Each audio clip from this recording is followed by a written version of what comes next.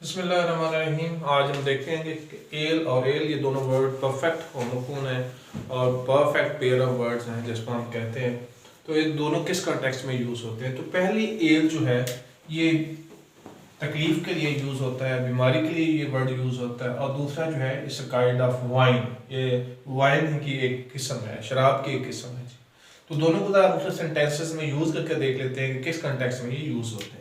What is एलिंग you, आपको कौन सी चीज़ है जो तकलीफ दे रही है, जो आपको तंग कर रही है। ठीक है, इस तरह इस कॉन्टेक्स्ट में हम यूज़ करते हैं। या हम कहते हैं the cure of your element is not possible, आपकी बीमारी का जो इलाज है वो मुमकिन नहीं है, यानी वो लाइलाज बीमारी है। या आपकी जो तकलीफ है उसको रफा दफा नहीं किया जा सकता।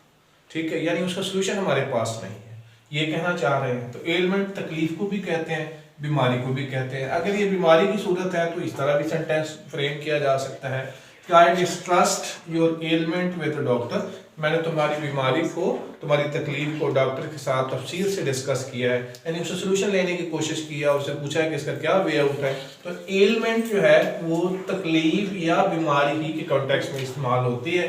तो लिहाजा पहले तीन सेंटेंसेस जो है वो एलिमेंट को यानी एल को क्लियर करते हैं कि what is meant by L, कि एल क्या चीज है। अब दूसरा उसे भी एल ही पढ़ते हैं, तो उसमें क्या है जी कि he ordered a bottle of L, it's a kind of wine, जैसे मैंने बताया शराब की एक किस्म है कि बार में उसने एक बॉटल एल का ऑर्डर किया। बार होता है इसी काम के लिए। वेस्टर्न सोसाइटी में अगर देखें तो वहाँ हर क्लब के अंदर, पब के अंदर बार्स बने हुए हैं, वहाँ पे ये सारा धंधा चलता है। तो लिहाजा bottle of L, L mean a kind of wine, उसकी एक जो है किस्म है। L was served in the party, अगर वेस्टर्न सोसाइटी में कोई पार्टी हुई हो तो उसके लिए आम सा सेंटेंस है कि उसमें एल जो है यानी कोई एक स्पेशल टाइप ऑफ वाइन है जो कि वहाँ पर सर्व की गई। तो उनके यहाँ तो ये स्टैंडर्ड के तौर पर ये चीज़ें जो है इस्तेमाल होती हैं, लेकिन हमारे मुआशरे में ये चीज़ें जो है वो है नहीं है और होनी भी नहीं चाहिए।